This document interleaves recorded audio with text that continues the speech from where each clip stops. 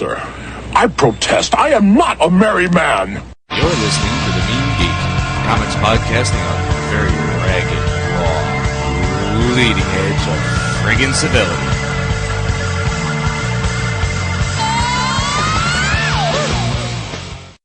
Alright, kids. Here we are. It's episode 47 of The Mean Geek, comics podcasting on the edge of civility. We haven't had much homework lately, so it's just going to be a random episode. We're going to whip out some thoughts. Yes. Poor Rev doesn't like reading free comic books. No, it's not that. Obviously, I enjoy them or I wouldn't be on the damn podcast. But there's just something about assigned work that annoys me on a very basic level. Yeah, well, just think free comic books. I see where you're going. You don't get to keep them, but, you know, that's the best Occasionally. part. You don't have to store them. Occasionally, You don't have to purchase them. With all the proceeds that would normally have gone to books now go to beer. Yeah. There you go. So It's a win-win. It's a win-win. However, to be fair and give the Tech Jedi credit where credit is sadly and unforeseeably earned, occasionally there are books that I'm allowed to keep, like Hit Monkey. Yeah. Well, how was I to know it was going to be that bad? With your predilection towards monkeys... You knew and you were prepared. No, in fact, I did not read the book before I gave it to you. Oh my god. I flipped through it, I saw a couple of things and said, I'm not reading this fucking thing. It's all Rev. It's all Bill. Suckin bastard. Is that our title? Oh my god. So we're going to do some thoughts on whatever comes to mind, which is going to start off with the brand new major Comic-Con in Connecticut, one of only two, Comi-Conn, the unimaginatively titled but almost cleverly named, because it's Comi, C-O-N-N, which used to be the postal code for Connecticut. Ah, crappy. It's kind of lame. But they already had Connecticut, which is, you know, more of an anime fest than anything else. But I'm going to be going up there anyway and trying to drum up some support and see what we can do. Get some interesting interviews, I hope. That's it. But more importantly, I've seen Iron Man 2. Yes, you have. And the Rev... How come we don't have a Canonicon? What's it be? C-O-N-N. Yeah. A-C-O-N. Canonicon? Canonicon. No, that's not happening. Why not? No one is ever going to make one of those. I think we're going to rename ours. No, we're not. Well, yeah, Soko-Con is kind of a lame name, and I did fight against it. But, so, Canonicon. Let's start with... Canonicon. Canonicon. Nobody can resist once that starts. It's impossible. Phenomenon. So, it was a decent show. It was in a good-sized room, considering, you know, it's its first year, so nobody knew what the turnout would be. The turnout was nothing short of fucking phenomenal. Well, that's a good sign. I waited outside for nearly a half hour, and I showed up a half hour after the doors opened. But, to apologize for the delay, somehow they cut a deal with Sideshow Collectibles and handed everybody in line a gift card. And they didn't say, you know, they just said, here, have a gift card. It might be $5, it might be $100. And I'm desperately hoping mine's $100. I haven't checked it yet, but Sideshow Collectibles has some really good shit, and I would be happy to spend some dough there if I had a big fat gift card to defray the costs of their insanely expensive stuff. At any rate, got in there. First thing I was presented with, actually while I was still in line, I saw the single hottest Sue Storm I've ever seen live, and the third hottest Supergirl I'd ever seen live. So, not a bad start to the day. Not a bad start to the day at all. I was, however, too stupid in the morning and did not grab my camera, so we're kind of stuck for that. So, we saw Showcase New England there. They were probably expecting more big spenders than was really to be expected in North Haven. Right. Because they brought nothing but CGC stuff. Really? So just, 2, maybe 3 dozen long boxes filled with slabbed books. And I was like, I'm not even looking at them because I'm never going to afford anything in here. And when I buy a book, I want to read the motherfucker. Do you own a single CGC? Not comic? a one. I thought a couple of times about doing a couple of them, but then, the grading costs themselves are like $50. So, realistically, to make it remotely worthwhile, it's got to be a book you're going to sell. And it's got to be a book you're going to get at least, personally, I would say 100 for. Because I wouldn't want to pay 50 and only get 60. A $10 profit is not worth the fucking effort. Damn, 50. That won't even that, cover shipping, Because I would totally get Kickers Incorporated one graded. You are such a fucking liar. If it were like $5, I damn well would. For $50, you're damn right I won't. I don't even think you can find a Kickers Incorporated have that's one. worth grading. Hey, you know what? Most of them would be about a 3.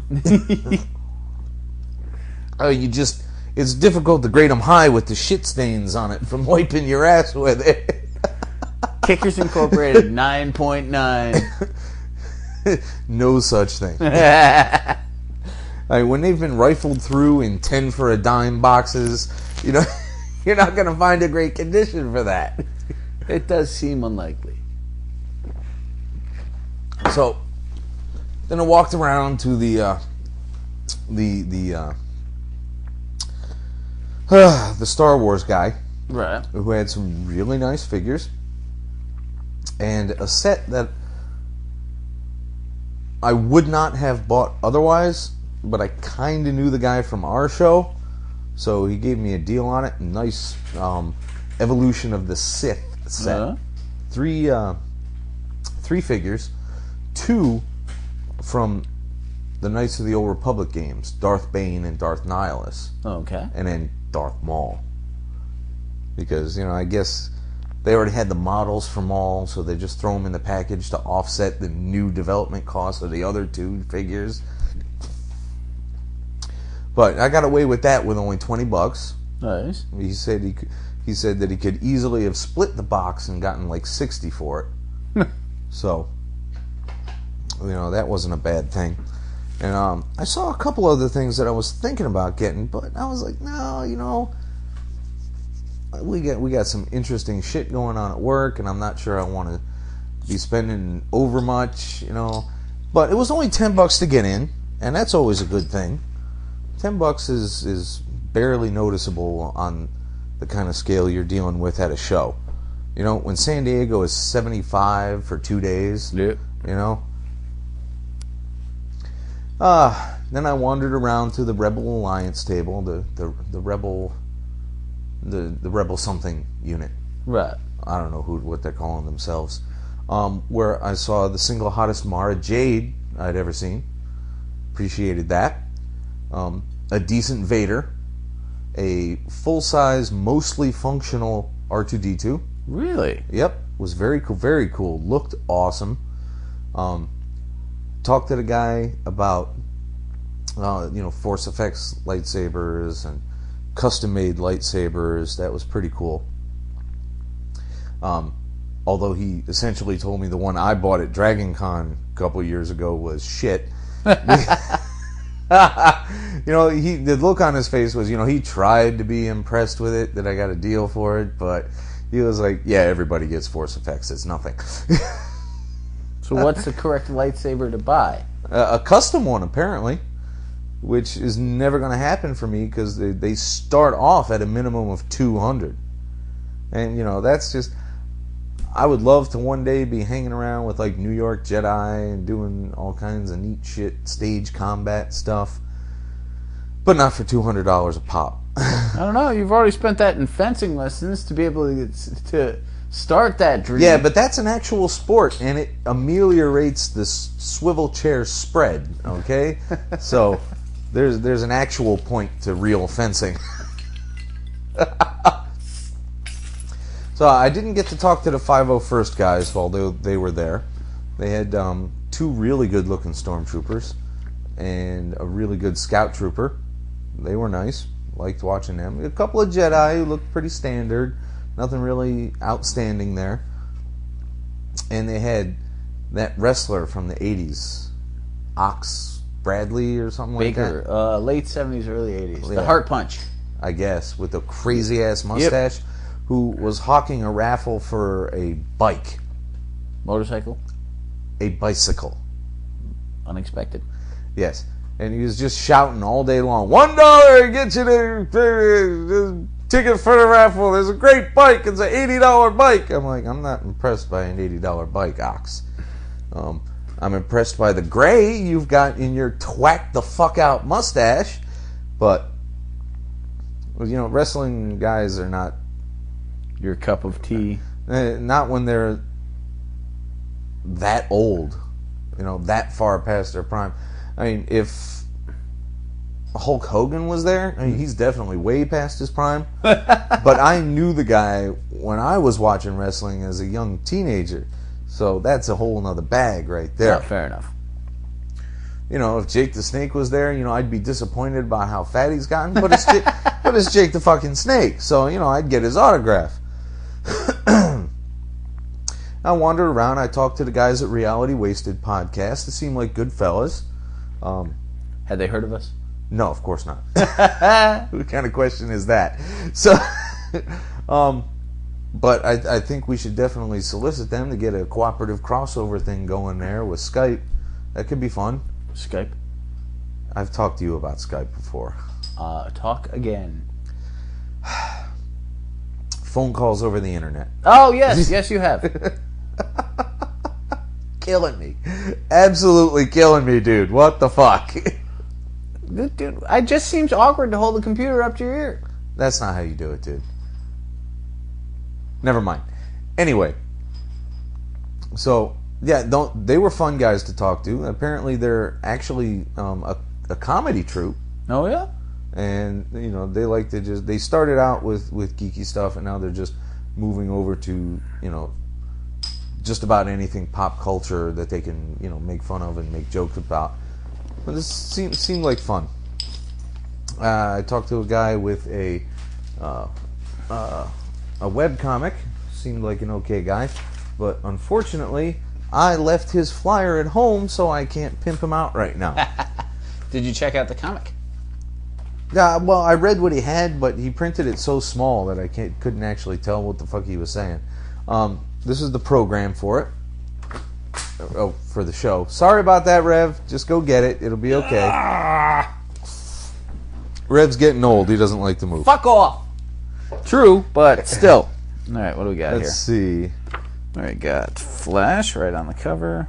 I found a bunch of miniseries all packaged up, so I got Millennium from 87, because I haven't read that in ages. You know, it was like 8 or 10, maybe even 12 issues for $2.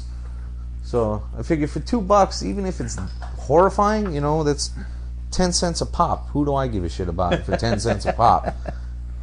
So that's another thing. I got a really nice Iron Man 187. Had the teeniest chunk out the back. You know, just you'd have to be looking for it to be sure it was there. But, you know, that was $0.25, so that's not bad. Nope. And my new bestest friend, artist Cesar Feliciano, good guy to talk to. It was interesting. He charged me a minuscule and well worth it $15 for a inked head sketch of Batman.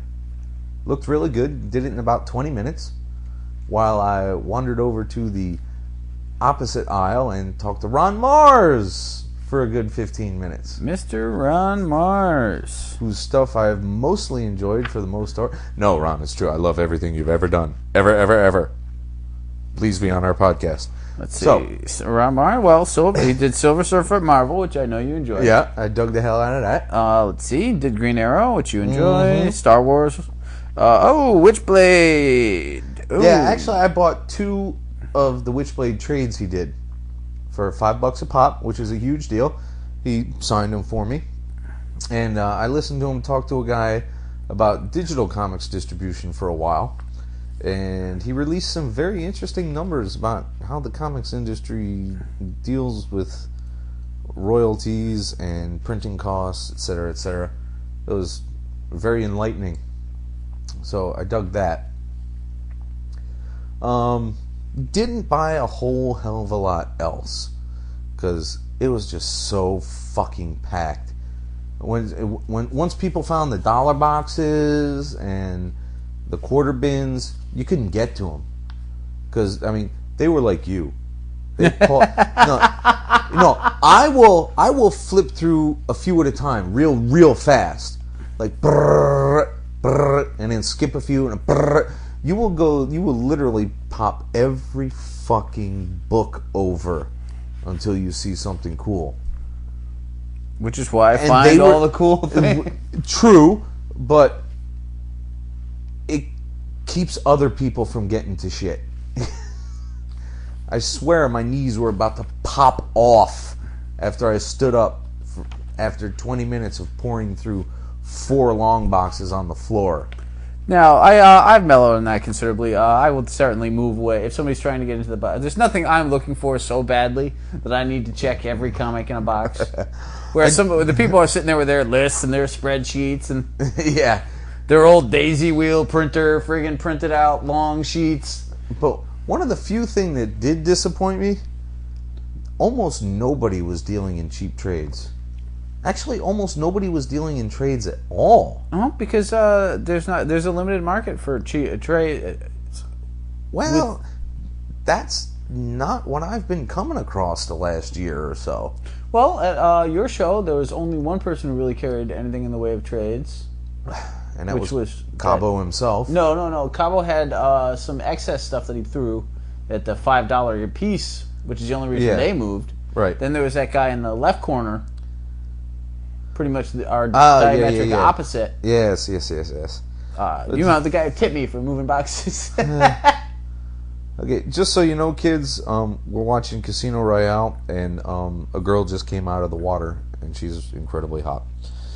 So, you know, this is actually the 3rd film version of Casino Royale? Yes. There was George Lazenby. No, that was Her Majesty's Secret Service. Peter Sellers. Yes, there's the Peter Sellers, Woody Allen, David Niven fiasco. Yes. With Orson Welles as a villain. Although my dad loves it all to hell and gone. Have it on Big DVD. shock there.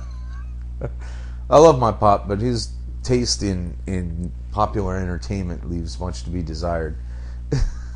I cannot argue. I do own it, though. I mean, you know, as a Bond of course completist. You own it. Just what are you going to do? Although it didn't come in the box sets I gave you. No. No, it's one of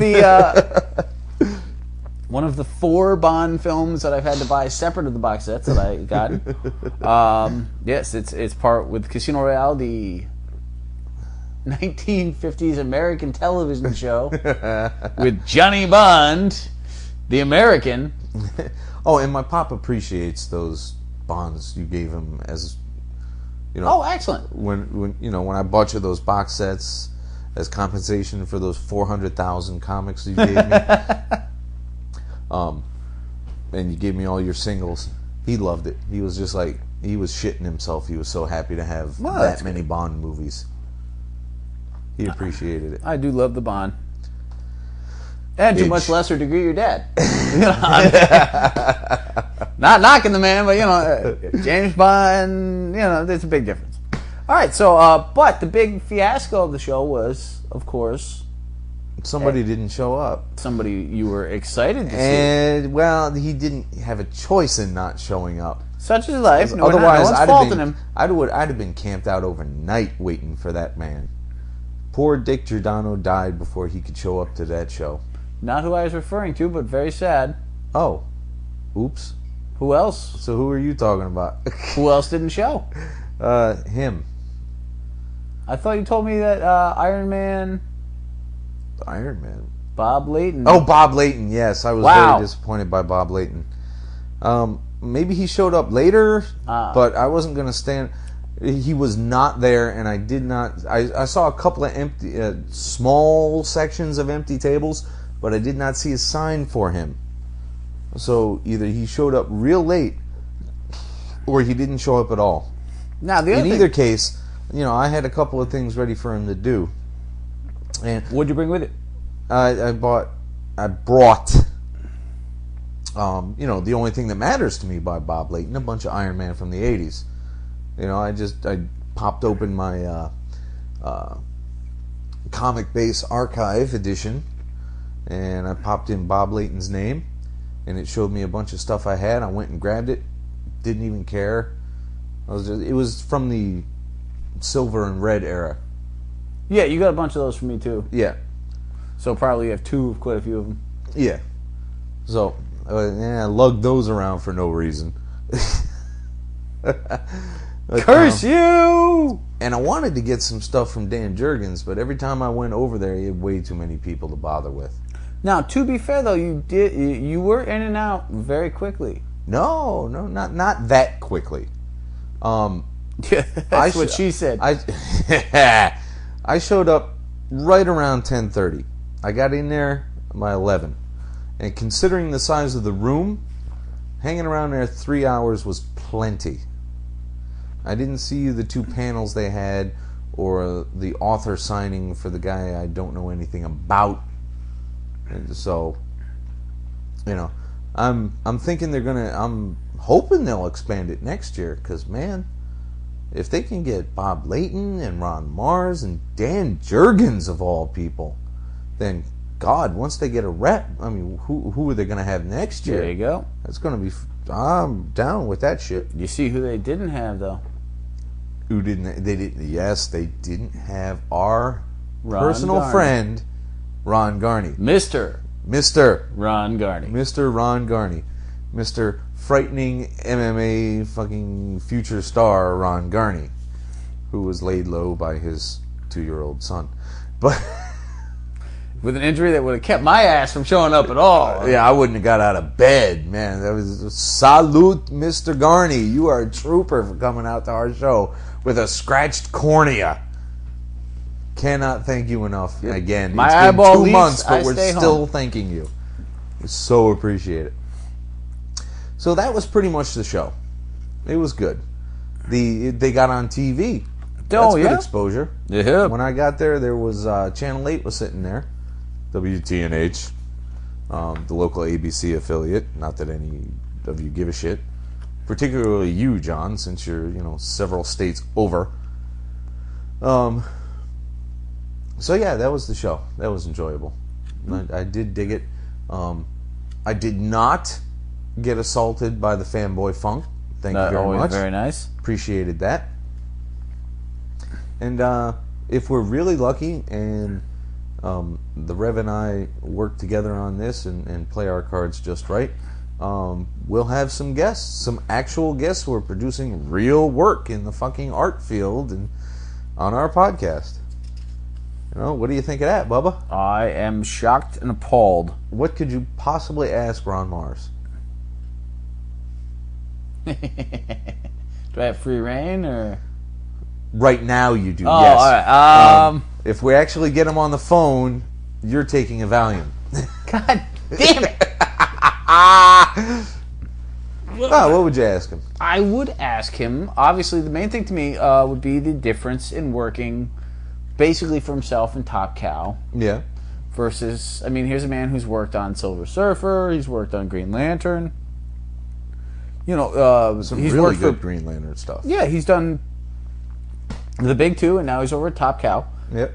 So I'm interested in the differences there. I'd also like to know, and I'm not knocking the man's work or anything, but we all know Witchblade is not my idea of a good time. Well, it might be, because future homework is going to be those 2 trades. All right, fair enough.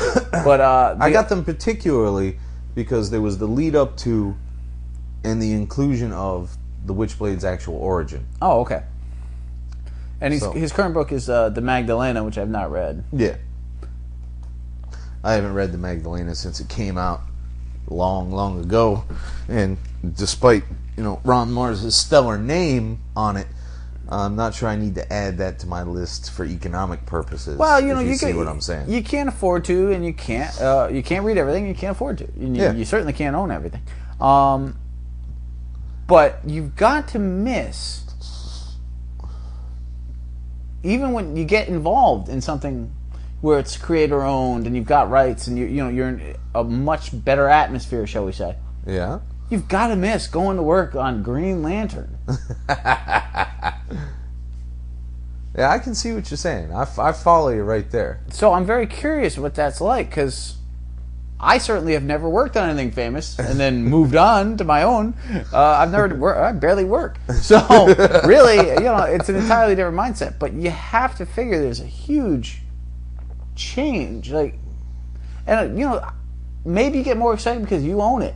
That would certainly make sense. No, Witchblade is Silvestri's. Right, but Magdalena, I think, isn't. Oh yeah, you know what? I'm gonna cop, and I'm gonna be honest and say I don't know who owns Magdalena. There you go. Neither do I. But Greg Capullo went from Spider-Man to Spawn. Greg Capullo. Yeah. When did he do Spider-Man? Isn't that where he came from originally? You mean McFarlane? I know McFarlane did. Thank you very much. And let me tell you,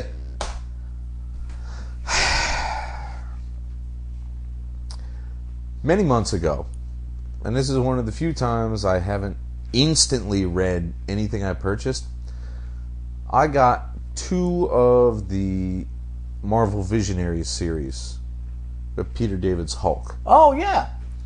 And most of them have Todd McFarlane in it. Yeah, back... and everyone on the planet who's ever heard me speak about comics knows of my singular hatred for Todd McFarlane. Well, of Spawn. And particularly Spawn. But... Because you've never said a bad word about his time on Spider-Man, to my knowledge. No.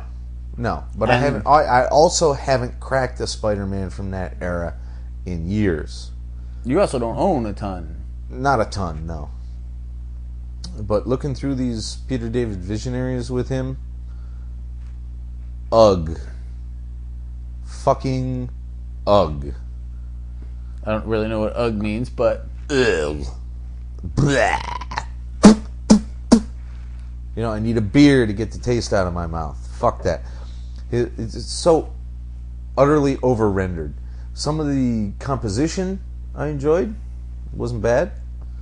But for the most part, it was just way too many fucking lines everywhere. Everywhere. Too much shit on the page. Just too much. As I felt like fucking Emperor Joseph in Amadeus. Too many notes. Just cut a few and it'd be perfect. What are you looking? Why are you all open-mouthed on the screen? There's a bunch of black kids on the beach. And a girl on a horse where you can't really see anything. So, cut it out. You want me to rewind it? See that again? Kids, for those of you just tuning in, we usually watch a at least semi-geek related movie while we're recording. And again, tonight it's Casino Royale. And now this incredibly hot chick is off the horse and staring at Bond like she wants to bone him like nobody's business. I like how you put it scientifically. Alright, so we now, could tell from her dilation of her pupils that she was sexually aroused. Drowned. So now let's go to your second big geek news. You saw Iron Man 2. And I really wish that you would have been able to come to that showing. However, if you want to try to make it soon, I will see it again. Okay. I have absolutely no compunctions about seeing it again. Be happy to see that movie. So, right off the bat, I got to tell you that if I ever win Powerball, I am going to have a bunch of dancers with big lights on their boobs and butts, and every time I come into the house, they are going to dance for me for about a minute, 2 minutes. The fuck are you talking about? And then they can go about their day. Because it's going to be the Tech Jedi Expo as opposed to the Stark Expo. Ah, I see. So it kind of disappointed me that they cut the scene from the trailer. Which one? When he's jumping out the back of the plane, and she kisses the helmet and throws it out, and he has to go after it, and he says, "You complete me!" Wasn't actually in the flick. I hate when that happens. Disappointed me. But there's a very exciting scene when he's flying down and he lands at the expo, and that was pretty cool. The flight looked good. The effects were phenomenal across the board, without regard. You didn't even have to think about it. At no point did you think, that's a fucking effect. Everything was integrated so well and looked so good that you just totally forgot that a computer was doing all this shit. Alright, so the hot chick is back, and now she's in a skin-tight evening dress. And you have to understand that she has black hair. And the first thing that will kill me and take me over about any woman is black hair. So, having established that, we'll go back to Iron Man. Oh, good.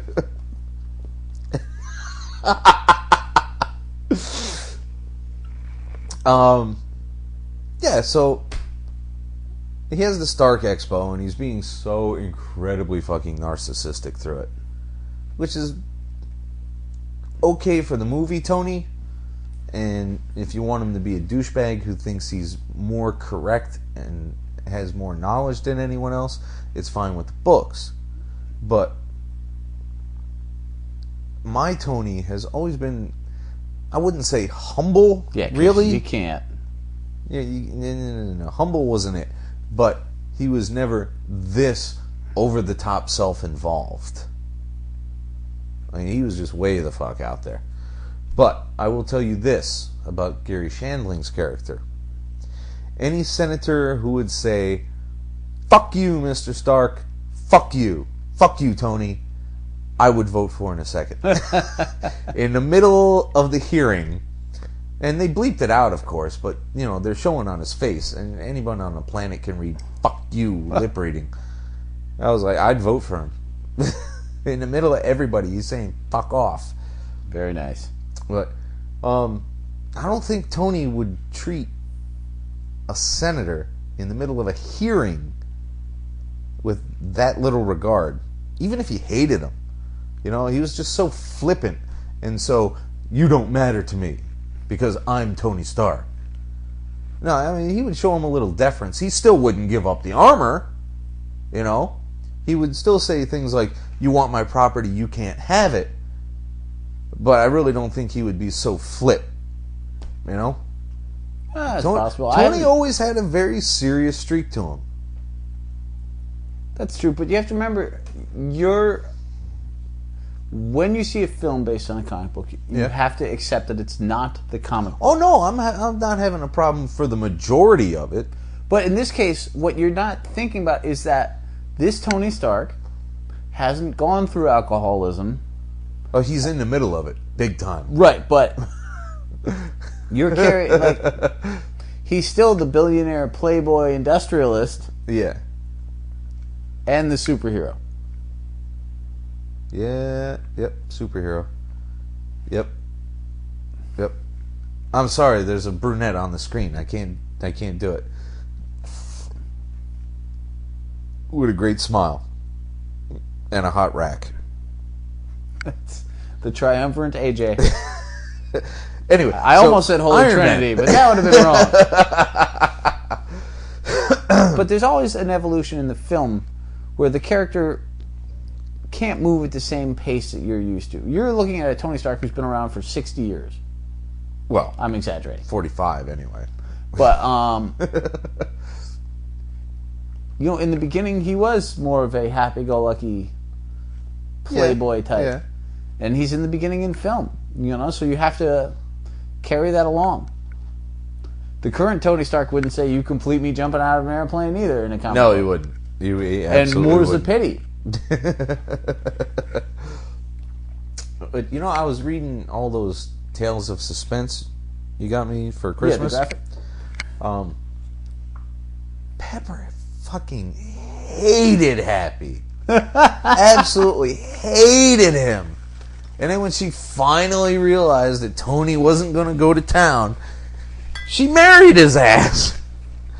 But you know what? I like the movie Happy, and the later '80s Happy much better than the Tales of Suspense Happy, because the Tales of Suspense Happy was I'm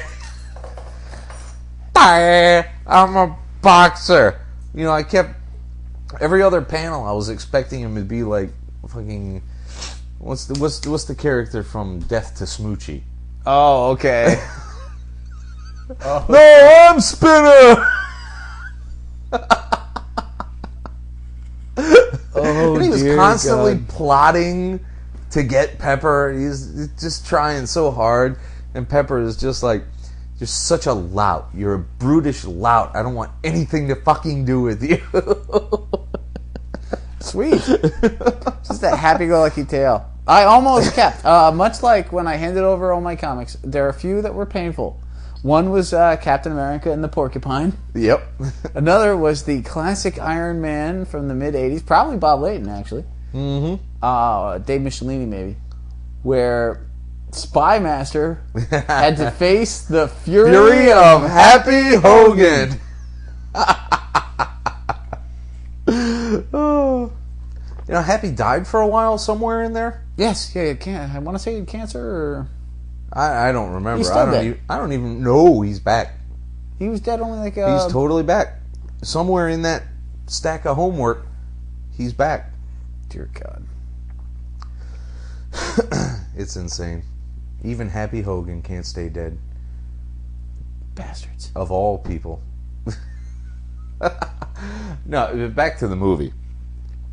So, Justin Hammer irritated me. If it was any other character, I'd have still been irritated, but I wouldn't have been like, all right. It was, the few Justin Hammer stories I've read, he was a billionaire industrialist, but he was an overcompetitive, power-mad billionaire industrialist. Right. Whereas this guy should have been hawking fucking bootleg DVDs in Times Square. He would not shut the fuck up. And while Sam Rockwell is fun to watch most of the time, you did love him in Galaxy Quest. Yeah, he was fun in Galaxy Quest, absolutely. He was even kind of acceptable in Charlie's Angels. You're trying to remember what part he played in Charlie's Angels. I'm trying to remember Charlie's Angels. The software developer who was double-crossing the Angels for who knows what. Oh, because, Bosley left his dad for dead in Vietnam or some bullshit. Yep. At any rate. Wow, I can't believe you remember the plot of Charlie's Angels that well. That was the whole plot. He's getting back at fucking Charlie for leaving his father. I mean, there wasn't anything else. That was the singular plot point that they built everything else around. No, but that kind of character irritates the shit out of me anyway. He won't shut the fuck up. If somebody else isn't speaking, he is. And that's the end of that. And he's constantly talking to Vanko about, wouldn't shut the fuck up. Vanko isn't saying a word. He obviously doesn't give a flying fuck what this guy says. Vanko? Vanko. Whiplash. Which brings us to Whiplash, ever so subtly by me. This is the best Whiplash I've ever seen anywhere. Really? Because I was never impressed with him as a villain. For the most part, his doofy green little feather coming out of the top of his head was... I looked at it and I'm like, what are you doing? You got a horse tail coming out your head. And you got whips. Whoopity shit. But it turns out that Howard Stark and Vanko's father created the arc reactor together. And of course, Howard Stark, being the nasty bastard that he was, I can't remember if he actively got him deported and took it all over, or if it just turned out that way. And, he took it to his advantage and created the arc reactor. But, Mickey Rourke was fucking menacing. Menacing. Really? Yeah. I mean, he's a method guy. He got so deep into the fucking thing, it wasn't even funny, man. He had tattoos all the fuck over the place. It was incredible. He had a weight, and I hate the word gravitas, but he had a gravitas to him. Fair enough. I mean, he just knew exactly, his character, he knew exactly what he was going to do at every moment. And he just did not give a shit about anybody else around them and their little plots and plans and machinations. He's just like, alright, I've got a maintenance guy's overalls, and I'm going to walk out onto the raceway at Monaco, and I'm going to start ripping apart cars. There was no manic energy. It was a very slow, deliberate, I'm going to do this job because I hate this man, and I'm going to kill him. Hey, fair enough. And the suitcase armor was really nice. It was definitely different. It was a little bulkier than I really expected for a suitcase armor, but it wasn't in a suitcase. It was a suitcase, if you see what I'm saying. You couldn't open it and put things in it. Well, that makes a tad more sense. It was just folded up armor with a handle. But it looked really good, and it took quite a pounding from Whiplash. He did not expect to have to fight, so he wasn't exactly on his game. So he just barely made it out of there. Now, did you notice the difference between Don Cheadle and Terrence Howard? I did. Well, one, because he's shorter. Right. That's not that big a factor, but it is noticeable. And Terrence Howard, he did well, but he had this overly soft-spoken thing going on, if you see what I'm saying. Right. He was a little... he did a good job with what he was handed. That's fine. And what he was handed was usable and reasonable. But he just had a whole... When I get up in the morning, I know they got my back.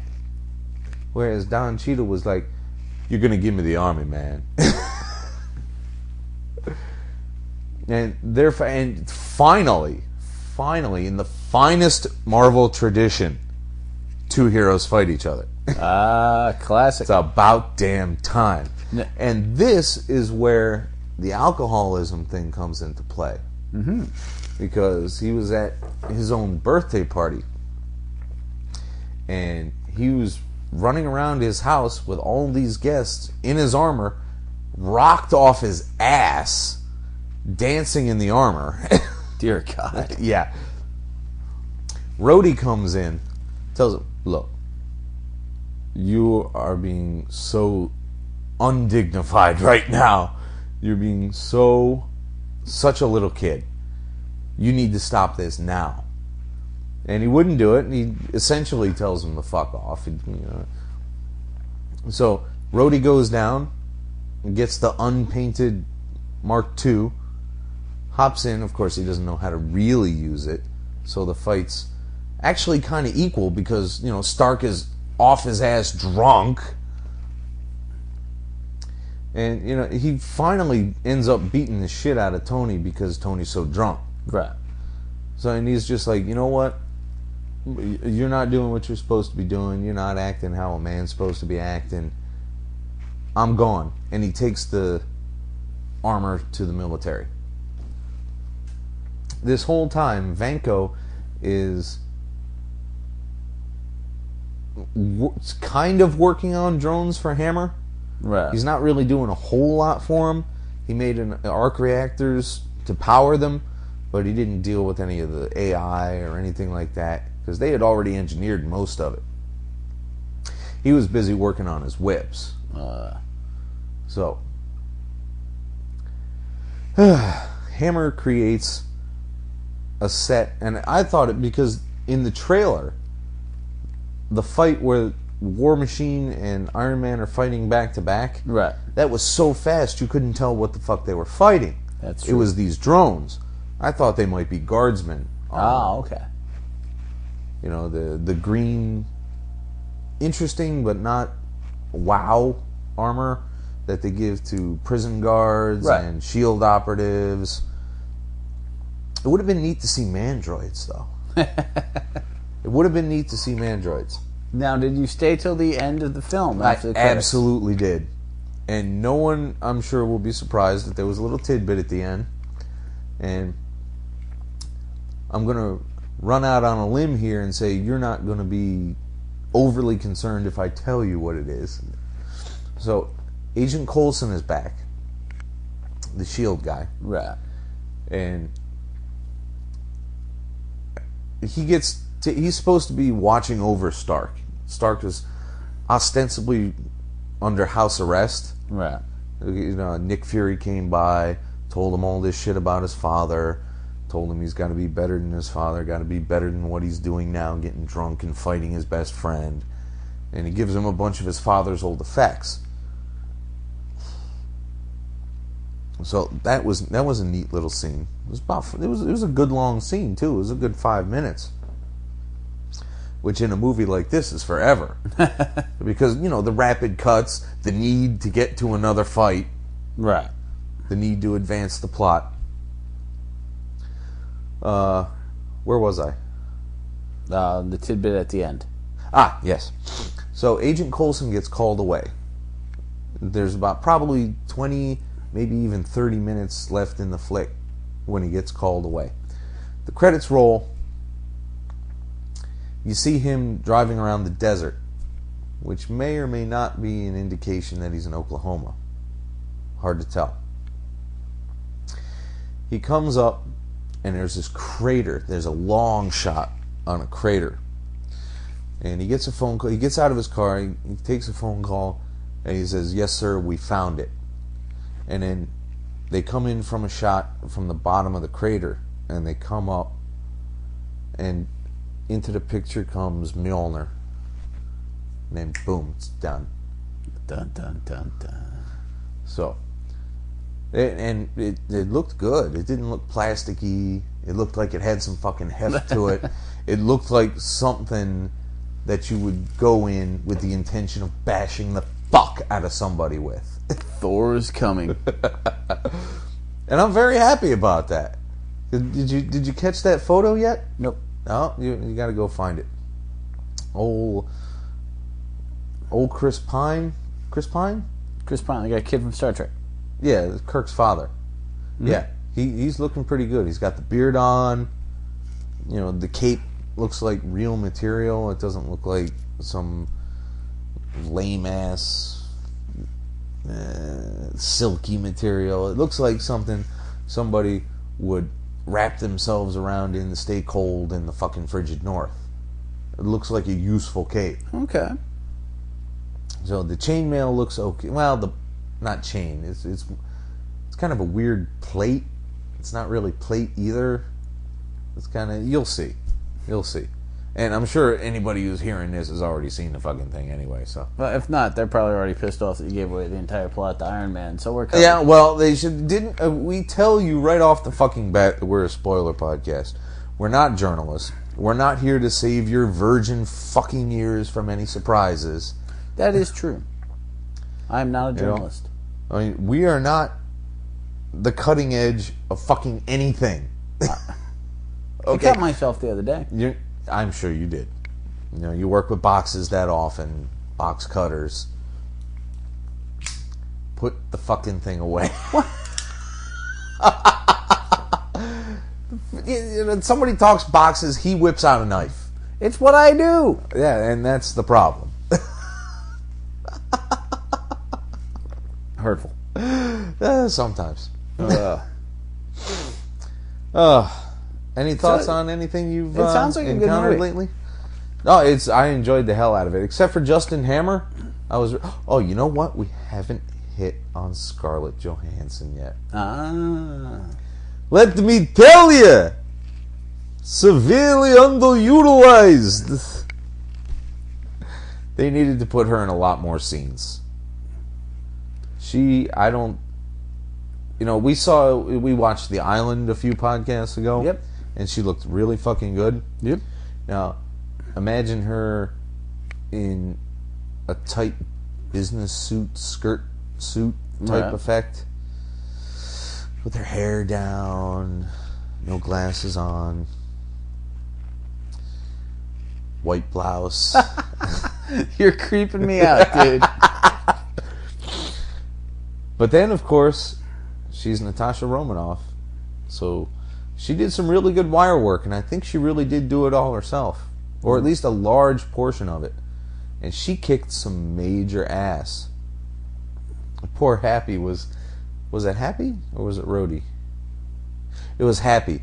He was beating on one guy at the entrance of Justin Hammer's facility so they could go stop Vanko, right? She's taking out like 9. He finishes up with him and says, "All right, who's there?" And he sees her standing over like 12 unconscious bodies. Wow, I truly don't. I haven't seen every movie she's been in. Yep. I'm not gonna lie. I haven't seen everything she's been in, but I don't think she's looked hotter. Intriguing. And she's quite clever in this role as well. Well, hopefully So they'll be that's not a using her bad to thing. move to the big Iron Man villain I'm waiting for. The Mandarin? The Crimson Dynamo. The Crimson and the Dynamo. Titanium Man. I would have loved to see the Crimson Dynamo. Or the Titanium Or Man. the Titanium Man. Either Yeah, way. of course I'd love to see the Mandarin, but come on, that's... No, actually, there's been hints already about the Mandarin. Really? In the first one. Now, I didn't realize this until I rewatched it the day after seeing 2. But the warlords that captured Stark to begin with Yeah. were part of an organization called the Ten Rings. Really? Yeah. Ooh. Rewatch it. And then the main guy, who, played the captain of the Kelvin in the new Star Trek movie, sat there playing around with a fucking ring the whole time he was on screen. Huh? Mandarin. There's some indications. So there's hope some for Fing indications. Fang Foom. I don't think they're going to bring in something that far over the top until after they're all Avengers. Fing Fang. Because nobody's going to believe that Tony is going to take on an ancient 10,000-year-old Magical dragon. magical Chinese dragon by himself.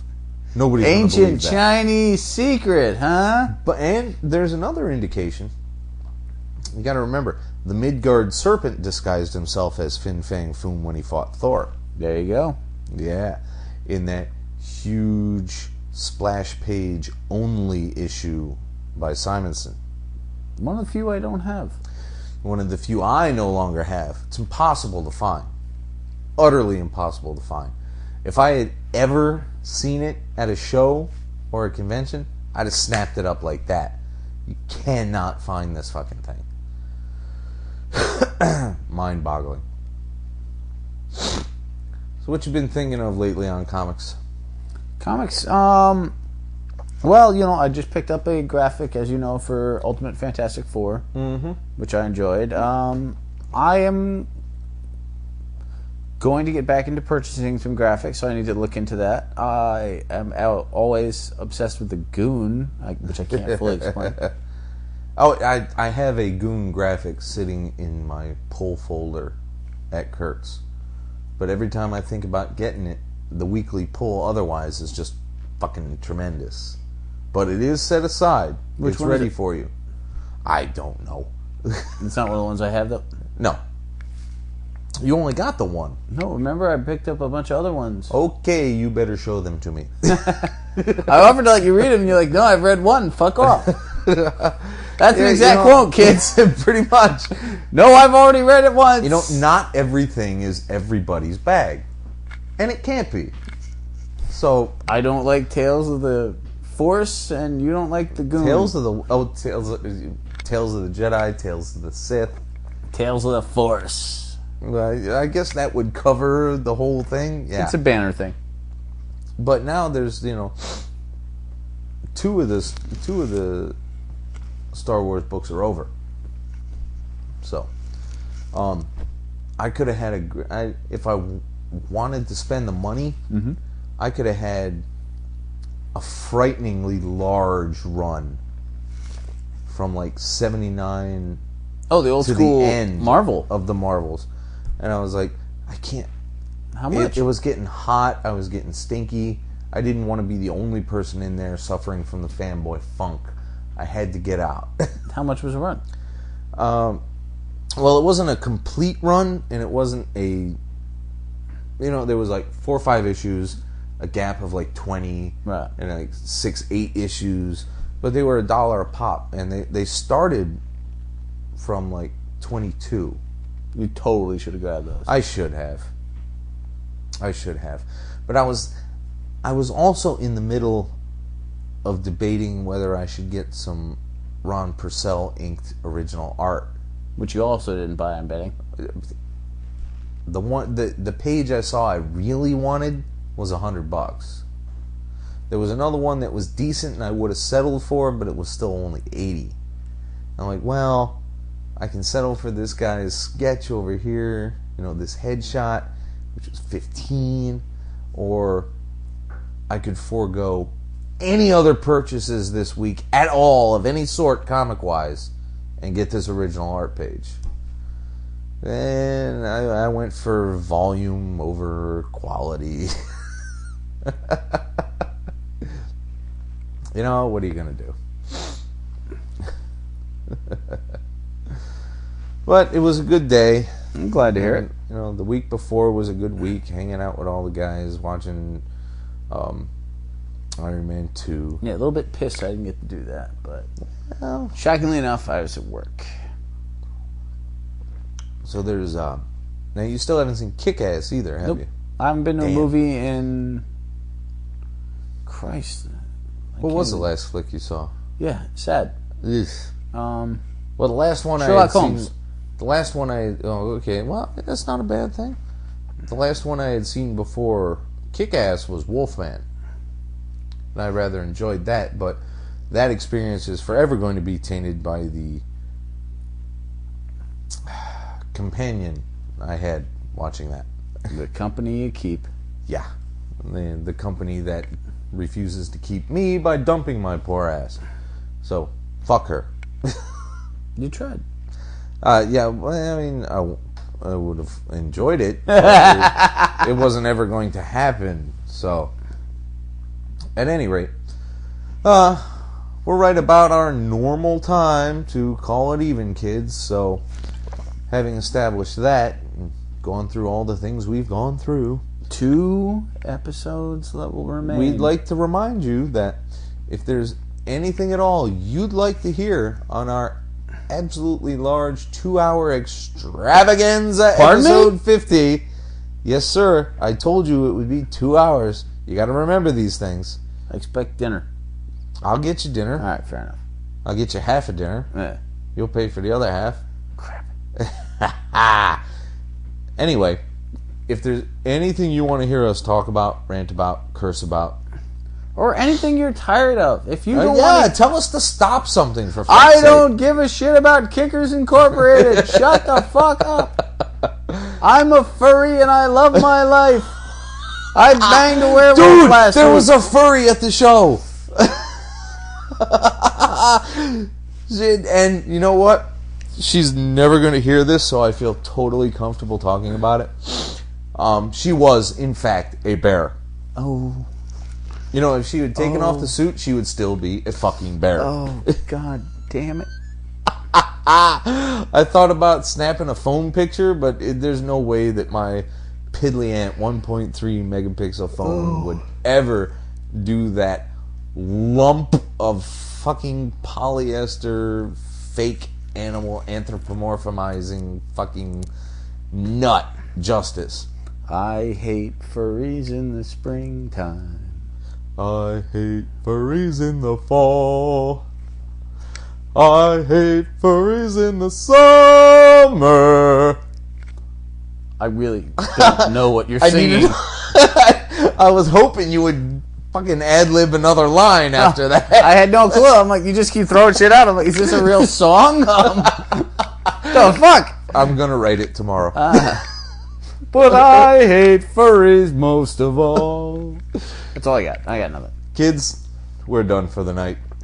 Come visit us. Come talk to us. And otherwise, have a good night. Peace, bitches. Now, the appropriate ending is bless you fuckers. Oh, yeah. Sorry. Since you won't start it with bless you fuckers anymore. I will, but you can start talking earlier and earlier. Good night, kids. Bless you, fuckers. The Mean Geek is recorded live at the Reverend Mad Duck's apartment whenever the hell we can get to it. You can find us on iTunes, Podcast Alley, Facebook, Comic Space, our own site, www.themeangeek.com. Subscribe to us through RSS, and most importantly, find us as a proud member on the Comics Podcast Network. Contact us directly through email at themeanergeek@gmail.com.